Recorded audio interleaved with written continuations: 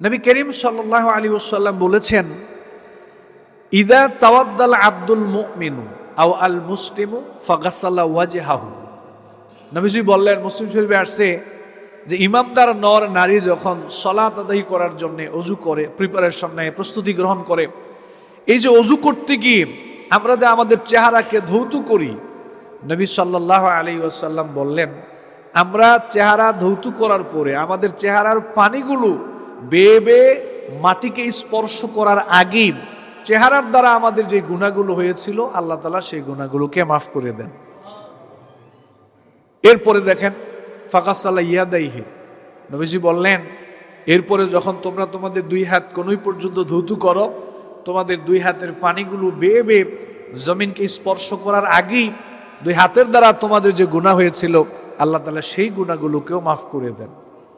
এরপরে নবীজি বললেন, ফাগাসালা রিজলাইহি, যখন তোমরা দুইটা পাকে ধৌত করো তখন পায়ের পানিগুলো শুকিয়ে যাওয়ার আগেই, জমিনকে স্পর্শ করার আগেই এই পায়ের দ্বারা তোমাদের যে গুনাহগুলো হয়েছিল আল্লাহ তাআলা তোমাদের পায়ের গুনাহগুলোকে মাফ করে দেন। পরের বাক্যটা শোনেন, হাত্তা নাকিয়া মিনাজ যুনুবি ওয়া মা আলাইহি খাতিয়া।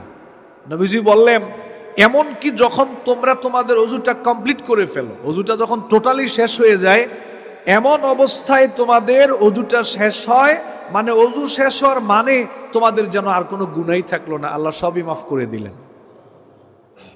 এখনো কিন্তু আমরা মসজিদে ঢুকি নেই, এখন ওযুখানায় আছি।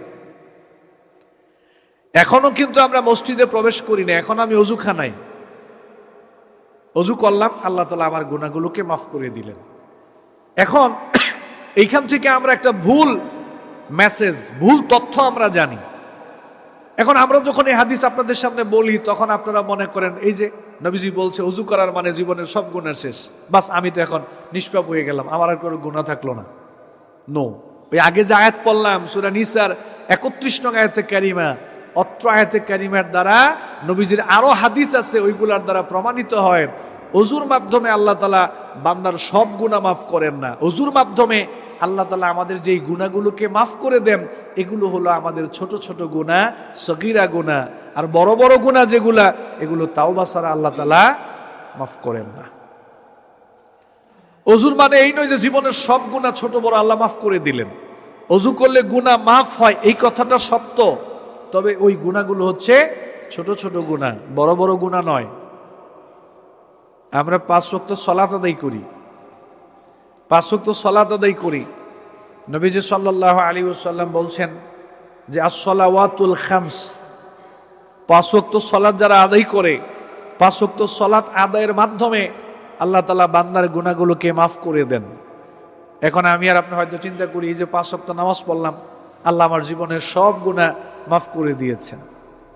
ও রমাদান ইলা রমাদান, আমরা যখন রমাদান মাসে রোজা রাখি তখন আমরা মনে করি যে 1 মাস রোজা রাখলাম, বাকি 11 মাসের সব গুনাহ আল্লাহ তাআলা মাফ করে দিয়েছেন, এখন আবার 11 মাস স্বাধীন মতো চলতে পারবো, কোনো অসুবিধা নেই। রমাদান মাসে রোজা রাখলে গুনাহ মাফ হয় এই কথাটা সত্য, 5 ওয়াক্ত সালাত আদায় করলে গুনাহ মাফ হয় এই কথাটা সত্য, হজ করলে গুনাহ মাফ হয় এই কথাটা সত্য, নবীজির হাদিস দ্বারা প্রমাণিত। কিন্তু এর শেষে একটা বাক্য আছে যেটা নবীজি বললেন, সেটা কি? সেটা হলো ইযাজু তুনিবাতিল কাবায়ের। তোমরা জুমার নামাজ পড়েছো, বিগত 1 সপ্তাহের গুনাহ আল্লাহ মাফ করে দিবেন। 5 ওয়াক্ত নামাজ পড়েছো, আল্লাহ ডেইলি 24 আওয়ার্সের গুনাহ আল্লাহ মাফ করে দিবেন। রমাদান মাসে রোজা রেখেছো, বাকি 11 মাসের গুনাহ আল্লাহ তাআলা মাফ করে দিবেন। এই কথা, সকল কথা ঠিক আছে, সব কথা সত্য কথা, নবীজির হাদিস দ্বারা প্রমাণিত।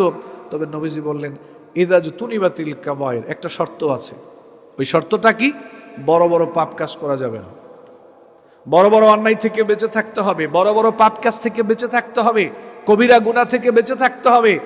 যদি বেঁচে থাকতে পারো তাহলে জীবন চলার পথে যে ছোট ছোট গুনাহগুলো হয়ে যাবে, ওইগুলো আল্লাহ তাআলা তোমাদের সালাতের মাধ্যমে, সিয়ামের মাধ্যমে, ওযুর মাধ্যমে, হজ্জের মাধ্যমে, ওমরার মাধ্যমে, জুমার সালাতের মাধ্যমে আল্লাহ তাআলা মাফ করে দিবেন। তবে শর্ত হচ্ছে বড় বড় পাপ করা যাবে না, বড় বড় পাপ কাজ করা যাবে না। একদিকে বড় বড় পাপ কাজে ডুবে আছি, আরেকদিকে নামাজ রোজা করতেছি, মনে করতেছি আমার গুনাহ আল্লাহ মাফ করে দিচ্ছেন। না, ব্যাপারটা এরকম নয়।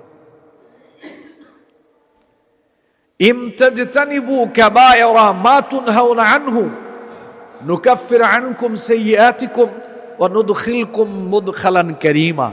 আল্লাহ তাআলা বলছেন, বড় বড় পাপ থেকে বেঁচে থাকো, বড় বড় অন্যায় কাজ থেকে নিজেদেরকে বিরত রাখো, তাহলে জীবন চলার পথে যেই ছোট ছোট গুনাহগুলো হয়ে যাবে, আমি আল্লাহ তাআলা সেই গুনাহগুলোকে কোনো না কোনো ভাবে তোমাদেরকে মাফ করে দেব।